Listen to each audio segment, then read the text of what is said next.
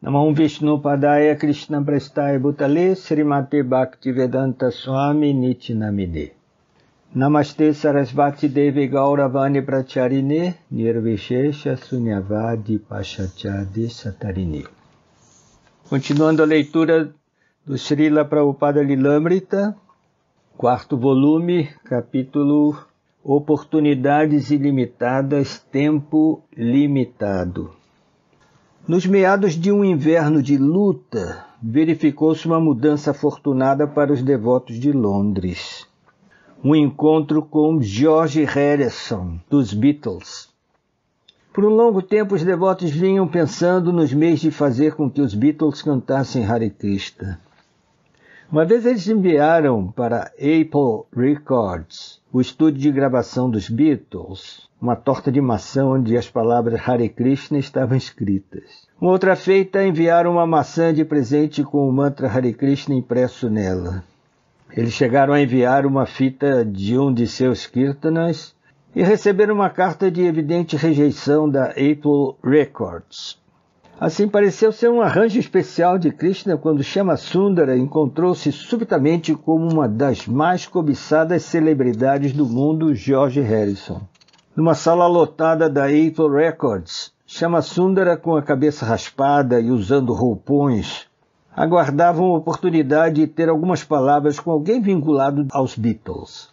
Então George desceu as escadas vindo de uma reunião. Assim que entrou na sala, viu Shyamasundara.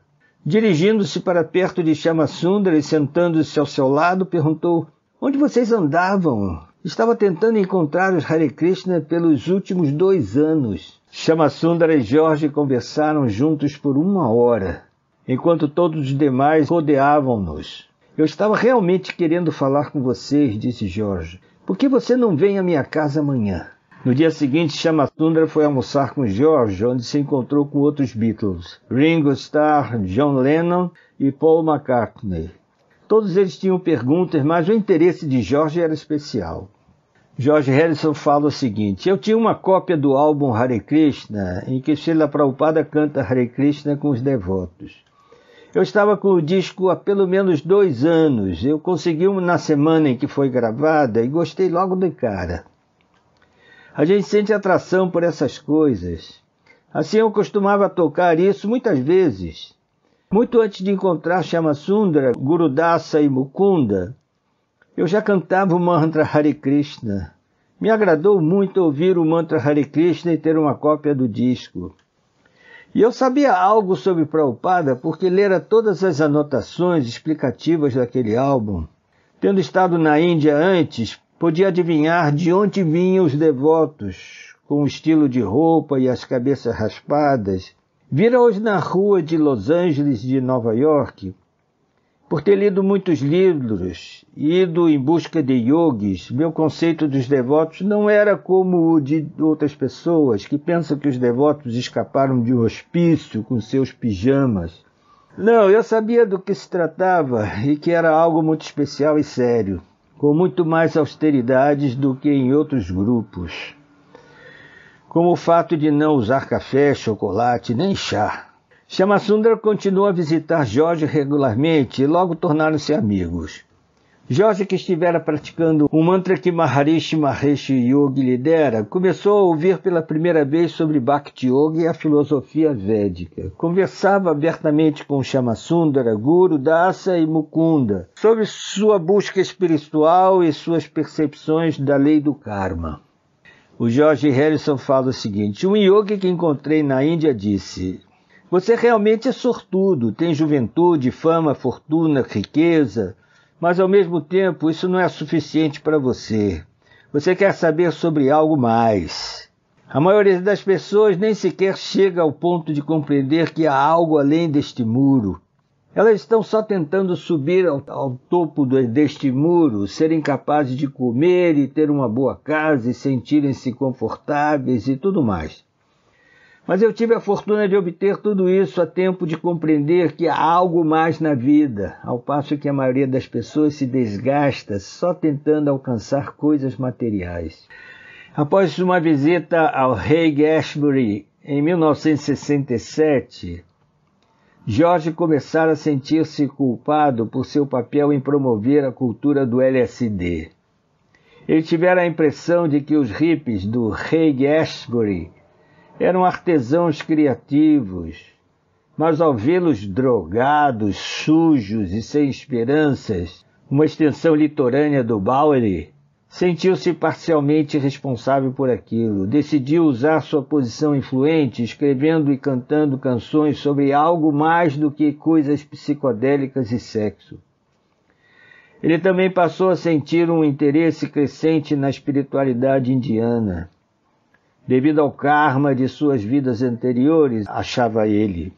Ele continua dizendo: eu me sinto à vontade com Krishna. Acho que é algo que está em mim desde algum nascimento anterior. Assim, era como se a porta estivesse se abrindo para mim naquela época, mas era também como um quebra-cabeças. E eu necessitava de todas essas pequenas peças para formar uma imagem completa. E isso é o que vem acontecendo quando os devotos, juntamente com o Swami Bhaktivedanta, aparecem, ou quando algum devoto me dá um livro, ou quando ouço aquele álbum. Tudo se encaixa lentamente. E estas são algumas das razões por que mostrei-me receptivo a Swami Sundara e Guru Dasa a primeira vez que vieram a Londres. Sejamos francos, se eu tivesse que tomar partido e minha opinião fosse levada em consideração, então ficaria com esses rapazes ao invés de com aquelas pessoas certinhas a quem chamam de santos. George ofereceu-se para ajudar os devotos a conseguir uma casa em Londres. E ele e Shyamasundara falaram em fazer um disco Hare Krishna. Mas Shyamasundara nunca o pressionou.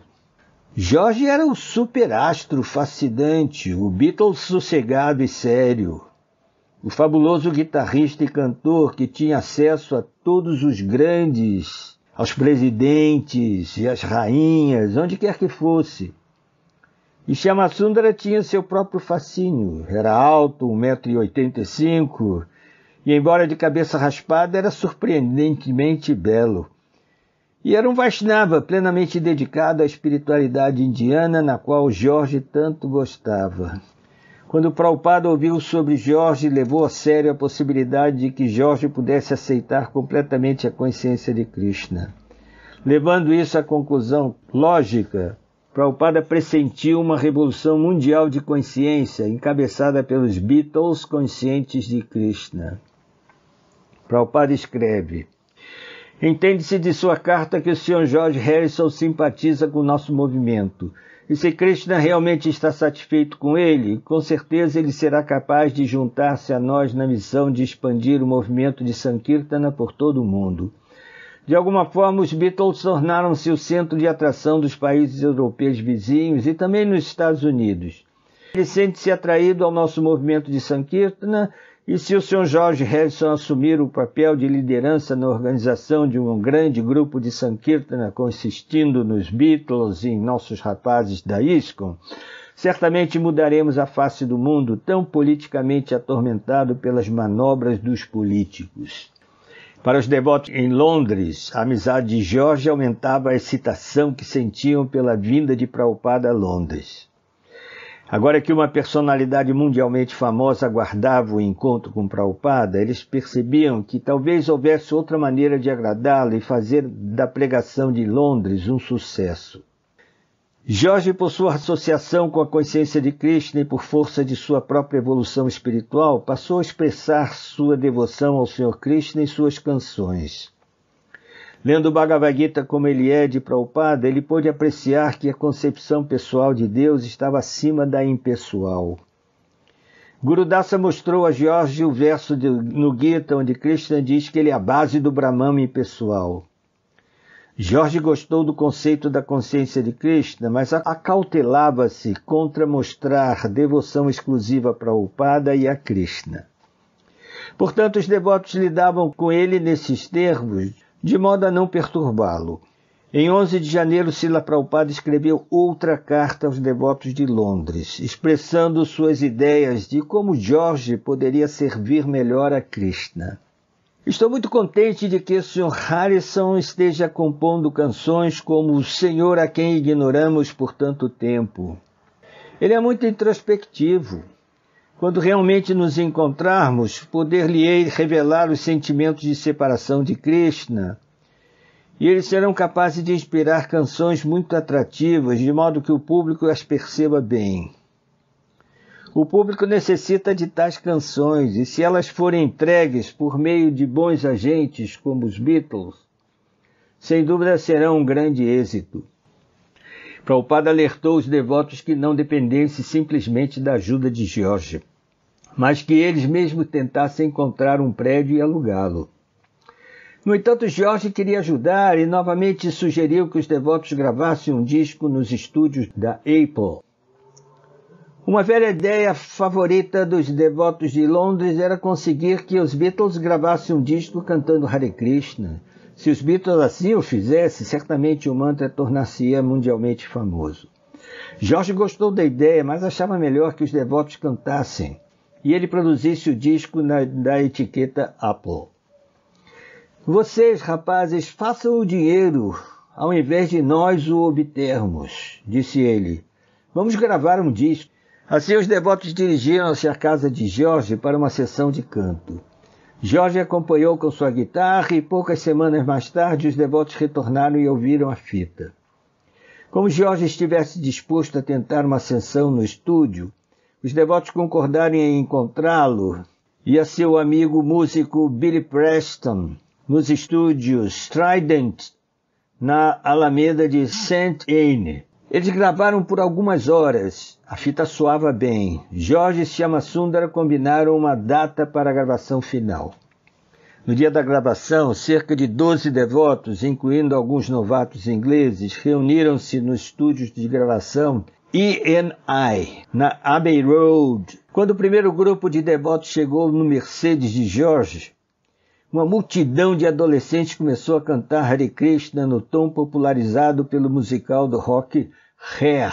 Enquanto Yamuna aplicava Tilaka Vaishnava às testas dos técnicos de gravação, Malachi pôs-se a desempacotar as cestas de piquenique de Prasadam que trouxera, e alguns dos outros devotos penduraram quadros de Krishna e acenderam incensos. O estúdio ficou krishnaizado, com Paul McCartney e sua esposa Linda operando o painel de controle. A sessão de gravação começou. Todos trabalharam rapidamente, fazendo o lado 1 do disco de 45 rotações em cerca de 1 hora. George tocou o órgão e Mukunda a mridanga. Yamuna liderava o canto com Shyamasundara fazendo a segunda voz. E as outras vozes misturavam-se num coro. E para que a coisa saísse perfeita, todos concentraram-se em Prabhupada e oraram por força espiritual. Na quarta tomada, tudo ocorreu impecavelmente, com Malachi espontaneamente tocando um gongo de bronze ao final. Então eles gravaram o lado 2 do disco, orações a Srila Prabhupada, ao Sr. Chaitanya e seus associados e aos 6 Goswamis. A seguir, George introduziu o contrabaixo e outras vozes na gravação. Os devotos, os engenheiros de som, todos gostaram muito do resultado final. Vai ser um barato, prometeu George. Enquanto o disco era produzido, os devotos voltaram ao seu trabalho regular, ainda vivendo separadamente. Prabhupada marcou a data de sua chegada para começo de setembro. Ele iria para Hamburgo e então viria a Londres, disse ele, mesmo que não houvesse templo. Miraculosamente, apenas 2 meses antes da chegada de Prabhupada, as coisas começaram a se encaixar. Gurudas encontrou um corretor de imóveis que tinha um prédio em Bury Place, próximo ao Museu Britânico. Os devotos poderiam mudar-se imediatamente. Uma localização ideal, 41 libras por semana, e ocupação imediata. Era maravilhoso. Mukunda escreveu a Prabhupada pedindo-lhe dinheiro para o pagamento de entrada. Prabhupada concordou. Shyamasundara recebeu uma carta de George em papel timbrado da Apple Corporation Limited, afirmando que a Apple avalizaria os pagamentos caso os devotos falhassem. Dentro de 1 semana, os devotos tinham um prédio de 5 andares no centro de Londres. Mas quando os devotos foram morar em seu novo centro em Bury Place, funcionários municipais disseram que eles não tinham as licenças prediais adequadas. A obtenção de tais licenças poderiam demorar semanas e até meses. Mais uma vez, os devotos estavam sem um local para viver e fazer adoração juntos. No entanto, Shyamsundara, confiante de que tudo daria certo, começou a construir um templo de pau-brasil numa sala do prédio. Então, John Lennon sugeriu a Shyamsundara que os devotos viessem morar com ele em Tittenhurst, uma ampla quinta que ele acabara de adquirir próximo a Ascot. A quinta precisava de algumas reformas, e se os devotos ajudassem, ele dar-lhe-ia um local para morar. Nosso guru pode ficar lá também? Perguntou Shyamsundara. John concordou, e os devotos mudaram-se para a antiga dependência de empregados da quinta de John. Apenas poucas semanas antes da chegada de Prabhupada, foi lançado o disco Hare Krishna Mantra. A Apple Records planejou e realizou uma promoção e trouxe repórteres e fotógrafos da imprensa num ônibus multicolorido a um pavilhão azul e branco onde os devotos tinham se reunido com Jorge. No primeiro dia, o disco vendeu 70 mil cópias. Dentro de poucas semanas, os devotos apareceram no show popular de televisão Top of the Pop, cantando a canção deles. A quinta de John Lennon, anteriormente pertencente à família Cadbury, consistia em 31 hectares de campo aberto e floresta, com uma grande mansão e muitas construções menores. John e sua esposa Yoko moravam na mansão. As dependências de empregados, onde Prabhupada e os devotos morariam, consistiam em 4 apartamentos separados numa única edificação estreita próxima à mansão. Cerca de 15 devotos mudaram-se para ali, reservando um apartamento para Prabhupada e seu servo. John queria que os devotos derrubassem as paredes e os assoalhos de madeira de lei da casa principal e substituíssem-nos por paredes novas e assoalhos de mármore branco e preto. Enquanto essa reforma estava começando, Ishana, que chegara recentemente do Canadá, começou a converter com alguns ajudantes o antigo salão de recitais num templo completo, com uma Vyasasana para Srila Prabhupada. Os devotos trabalhavam dia e noite nos aposentos de Prabhupada, na sala do templo e na Vyasasana de Prabhupada. Trabalhavam com tamanha energia que John e Yoko puderam perceber que os devotos obviamente amavam seu mestre espiritual. Quando os devotos gravavam uma fita para enviar a Prabhupada na Alemanha, Ishana perguntou a John se ele tinha algo que desejasse dizer ao guru deles. John sorriu e disse que gostaria de saber qual o segredo de Prabhupada que tornava seus seguidores tão devotados. O cenário estava pronto. Chegara o momento de entrar o personagem principal. O devoto puro de Krishna estava finalmente chegando à Inglaterra. Para os 6 devotos que foram pioneiros da consciência de Krishna em Londres, tinha sido uma longa luta. Mas agora parecia que todos os seus sonhos, antes impossíveis, tornavam-se realidade. Eles haviam encontrado um lugar para Prabhupada morar e conseguiram um templo no centro de Londres. Krishna os estava abençoando. Começamos agora o capítulo 2 do 4º volume do Srila Prabhupada Lilamrita. O título é Londres, um sonho realizado. 11 de setembro de 1969, em Londres. Com a cooperação da Apple Records e da Lufthansa German Airlines, os devotos conseguiram uma recepção para Prabhupada no aeroporto Heathrow de Londres. Então logo Prabhupada desceu as escadas do avião, foi escoltado por um carro que o levou a uma sala VIP, poupando-se as formalidades de imigração e alfândega. Bastou Prabhupada sair do carro para os devotos precipitarem-se para o terminal e prestarem-lhe reverências no pavimento úmido, enquanto Srila Prabhupada os observava sorrindo. Os devotos levantaram-se, sacudindo-se macadame úmido de seus dotes e saris, e alegremente rodearam Prabhupada enquanto ele estava na sala de desembarque. Dentro do terminal, Prabhupada confrontou-se com uma massa de repórteres e câmeras e várias dúzias de amigos e dos devotos. Um pano limpo cobria um dos sofás de espera, em cujos lados acomodaram-se vasos com gladiolos amarelos. Prabhupada caminhou em direção ao sofá e sentou-se, e Shyamasundara pôs-lhe uma guirlanda de cravos vermelhos e brancos. Então Prabhupada começou um kirtana.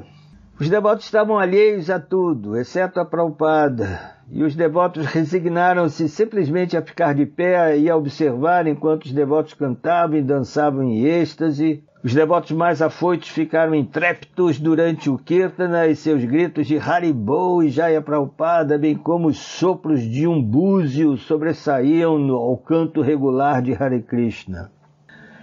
Após o Kirtana, os repórteres permaneceram a certa distância, enquanto Prabhupada falava de maneira afetuosa com praticamente cada um dos devotos sentados perante ele.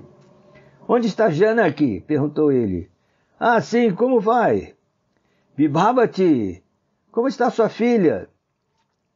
"Na verdade, todos vocês são meus pais e mães. Vocês têm tanto carinho." Para os devotos, somente eles e Prabhupada estavam presente naquela sala, e eles se esforçavam por pegar tudo o que ele fazia ou dizia. Eles não poderiam ter se importado menos com qualquer reação vinda de alguém de fora. Finalmente Mukunda convidou os repórteres a se adiantarem. Se algum dos cavalheiros tiverem algumas perguntas, podem fazê-las a Prabhupada. Os repórteres aproximando-se: "O que o senhor acha dessa recepção?" Prabhupada disse: "Não gosto muito de recepções. Quero saber como está a receptividade das pessoas com relação a esse movimento. Esta é a minha preocupação." Devotos em uníssonos: "Haribol!" Repórter: "Estas boas-vindas são muito especiais para o senhor, ou o senhor é sempre alvo dessa atenção?" Prabhupada: "Não. Onde quer que eu vá, tenho meus discípulos. Nos países ocidentais tenho agora cerca de 20 centros, especialmente nos Estados Unidos. Assim, os rapazes americanos são muito entusiasmados. Acho que em Los Angeles, em São Francisco, foi muito bem recebido. No festival de Rath Yatra, cerca de 10.000 rapazes e moças seguiram-me por 12 quilômetros. Os devotos: "Haribo!" O repórter pergunta: "Cavalheiro, o que o senhor tenta ensinar?" Prabhupada: "Estou tentando ensinar o que vocês esqueceram." Os devotos rindo: "Haribol, Hare Krishna." O repórter do Sun: "De que se trata?" Prabhupada: "Trata-se de Deus. Alguns de vocês dizem que Deus não existe, outros dizem que Deus está morto, e ainda outros dizem que Deus é impessoal ou vazio. Tudo isso é disparate. Quero ensinar a todas as pessoas insensatas que Deus existe. Esta é minha missão. Pode me trazer qualquer disparate, eu provarei que Deus existe.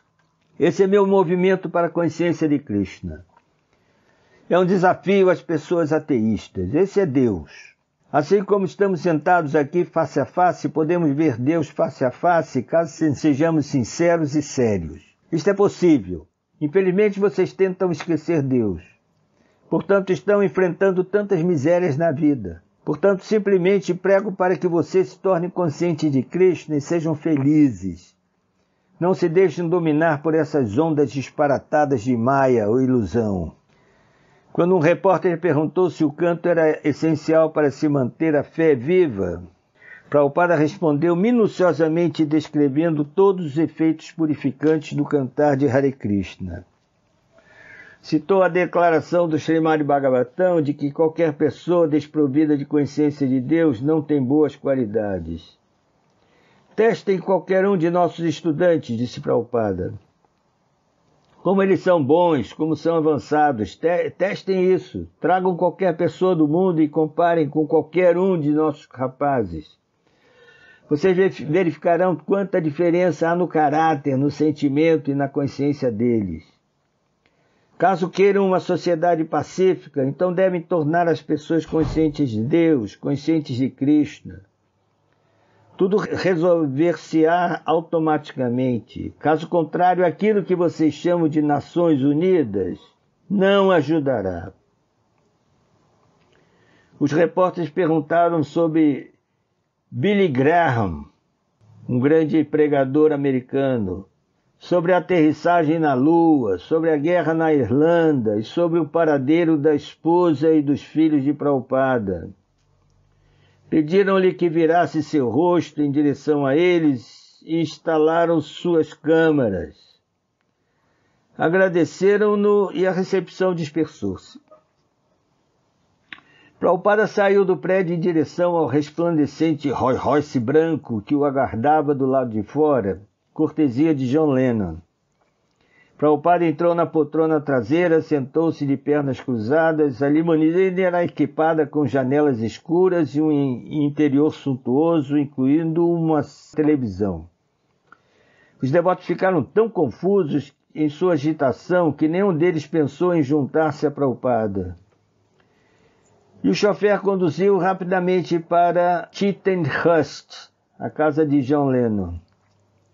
Prabhupada mantinha-se sentado silenciosamente, exceto por seu cantar audível de quando em quando, enquanto o chofer seguia em frente pelas vias tortuosas, deixando o aeroporto para trás. Ele estava na Inglaterra. Seu pai, Gormohan, nunca quisera que ele viesse à Inglaterra. Certa vez um tio dissera a Gormohan que seu filho devia ir à Inglaterra para tornar-se um advogado, mas Gormohan dissera que não. Caso seu filho fosse para lá, os comedores de carne, os beberrões e os maníacos sexuais poderiam influenciá-lo. Mas agora, 70 anos depois, Prabhupada viera realmente para Londres. Não para ser influenciado pelos ingleses, mas para influenciá-los. Ele viera para lhes ensinar o que havia esquecido. E ele estava dirigindo para um bom começo, sob os cuidados especiais de Krishna. Quando tivera que morar sozinho na cidade de Nova York, sem nenhum dinheiro, aquilo fora a misericórdia de Krishna. E agora entrava na Inglaterra numa limusine conduzida por um chofer, também pela misericórdia de Krishna. Aceitando o passeio como parte do plano de Krishna, Prabhupada permanecia profundamente fixo em seu propósito de levar a cabo a ordem de seu mestre espiritual, quaisquer que fossem as circunstâncias que o aguardassem. Ao virarem para a Rota 4, seguindo rumo a Slot, Prabhupada viu fábricas e armazéns, e em seguida o descampado plano, com pomares, campos e cavalos a pastar. O clima cinzento e frio anunciava o inverno próximo. Após cerca de 20 minutos, Prabhupada chegou à rica vizinhança de Ascot. E logo à sua esquerda, a elevada cerca de pau-brasil que rodeava a quinta de Lennon. Prabhupada chegara antes que seus discípulos, mas aqueles que tinham permanecido na mansão receberam-no com alegria e levaram-no para o seu aposento no segundo andar das dependências de empregados. O pequeno quarto era frio e úmido, com uma mesa baixa para a escrivaninha e um carpete de parede a parede feito de retalhos de tapetes dos outros quartos. O quarto adjacente estava vazio e era ainda menor. Prabhupada sentou-se em sua escrivaninha baixa. Onde estão todos? Perguntou ele. Enquanto recostava-se e olhava para fora da janela, viu a chuva que começava a cair.